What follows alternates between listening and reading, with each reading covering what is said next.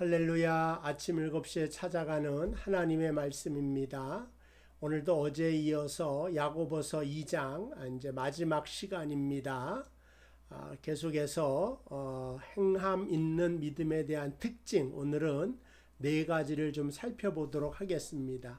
예전에 운전면허증이 있는데 한국에서 운전을 안 하고 장롱에다만 이렇게 끼워 놓는 면허증을 장롱 면허증이라고 했습니다.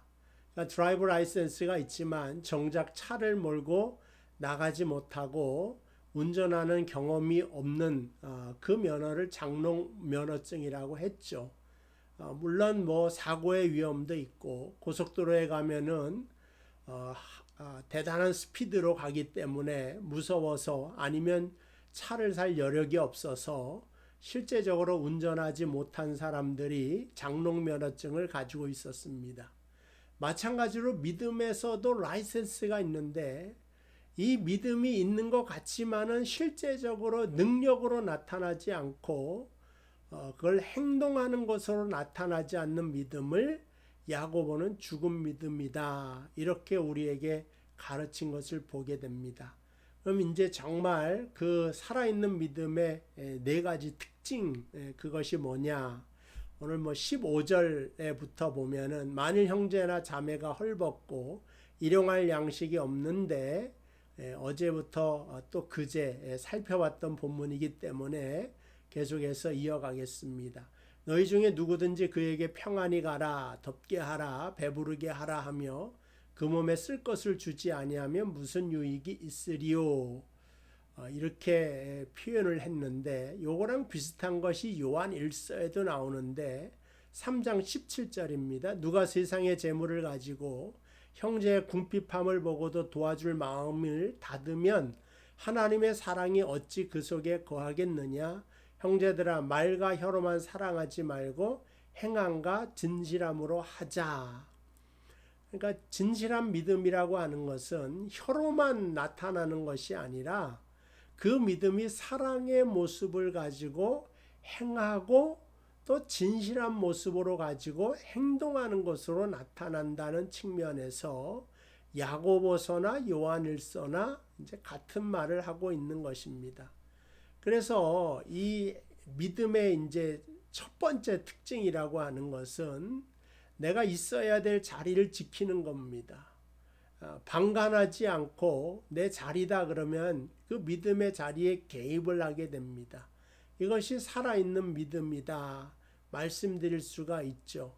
그러니까 결국 2장에 나와 있는 이 야고보서의 믿음은 살아있는 믿음에 대한 증거를 말하는 것인데 그것은 방관하지 않는다, 개입한다 이걸로 설명할 수가 있죠.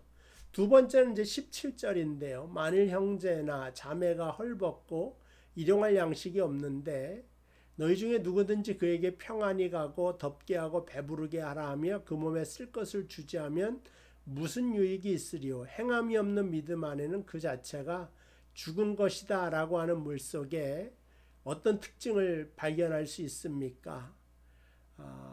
이제 뭐 사실 같은 이야기긴 하지만 조금 시각을 달리해서 믿음은 무엇과 반드시 함께 가야 되느냐? 그거는 이제 행위와 함께 가야 된다 하는 것으로 설명드릴 수가 있습니다. 데살로니가 교회 신앙의 특징이 뭐냐? 첫째는 소망의 인내다 그랬어요. 데살로니가 교회를 향하여 사도 바울이. 두 번째는 사랑의 수고다 그랬고요. 마지막에 믿음의 역사다 이렇게 말을 한 것입니다. 데살로니가 교회는 큰 지진으로 말미암아 엄청나게 교회가 힘든 상태에 있었습니다. 그런데 더 불행한 이웃의 소식을 듣고 그들이 어려운 가운데서도 헌금을 모으고 돈을 모아서 돕는 데 수고를 아끼지 않았다.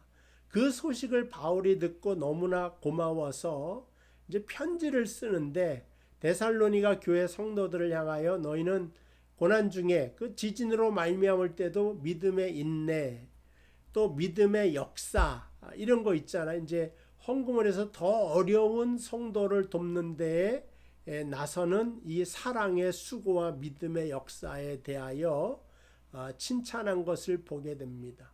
그러니까 믿음의 역사라고 하는 것은 믿음이 일했다는 거잖아요. 믿음이 행동했다고 하는 것이잖아요. 그러니까 참된 믿음이라고 하는 것은 행동하고 역사가 있다, 이렇게 설명할 수가 있습니다.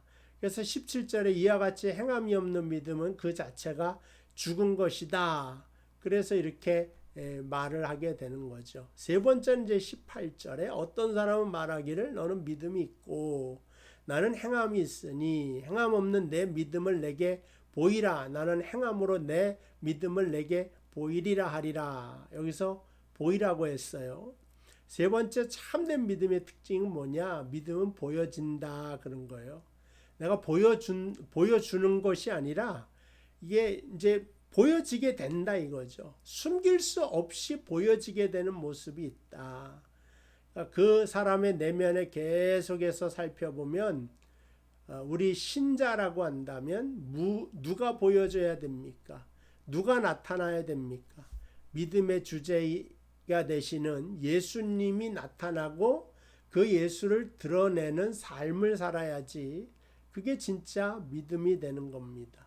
고린도후서 4장 7절 이 질그릇에 보배를 가졌으니, 그래서 우리가 질그릇이라고 말을 합니다.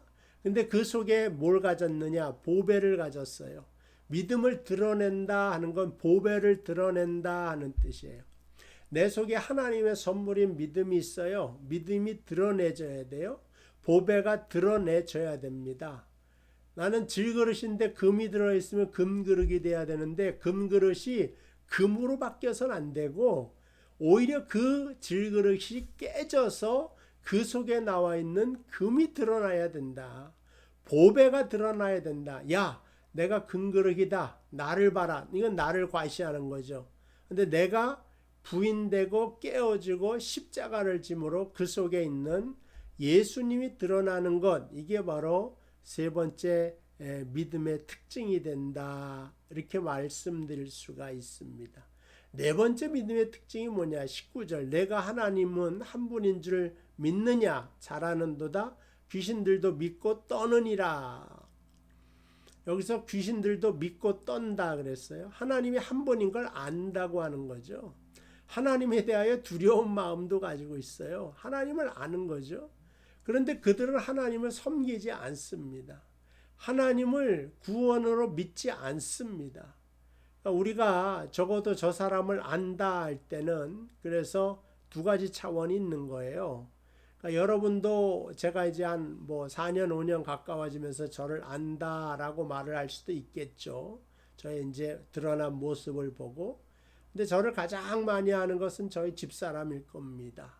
그렇죠? 저희 집사람만큼 저를 아는 사람이 없겠죠. 그러니까는 그 아는 것도 차원이 있는 것입니다.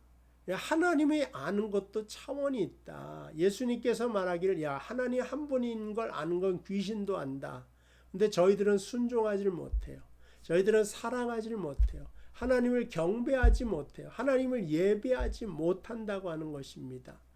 그러니까는 참된 믿음의 특징은 바로 하나님을 섬기는 모습에서 찾아볼 수가 있다 하는 것입니다. 우리의 신앙생활 할 때도 우리의 행위가 드러나고 그것은 다른 것이 아니라 우리 속에 있는 예수가 드러나는 거예요. 내가 하는 것이 아니라 내 속에 있는 예수가 하는 것이 저절로 나타나도록 하는 것이 진실한 믿음이다, 이렇게 볼 수가 있습니다. 그렇기 때문에 오늘 또 예수 그리스도를 닮아가는 하루, 예수 그리스도를 또 바라보는 하루, 그래서 예수님과 항상 같아지려고 애쓰는 예수 닮은 여러분 되시기를 주님의 이름으로 축복을 드립니다. 기도하겠습니다. 하나님 아버지 은혜와 사랑을 감사합니다. 이제 야고보서 2장을 마쳤습니다. 믿음의 네 가지 특징을 살펴보았습니다. 오늘 우리가 우리의 참된 믿음을 보이는 것이 내 속에 있는 예수를 보이는 겁니다. 나의 과거, 나의 아집, 고집, 모든 것은 다 깨어지게 하여 주시고 내 속에 있는 예수만이 드러나도록 인도하여 주시옵소서. 예수님의 이름으로 기도하옵나이다. 아멘. 감사합니다. 오늘 하루도 승리하는 하루 되시길 바랍니다.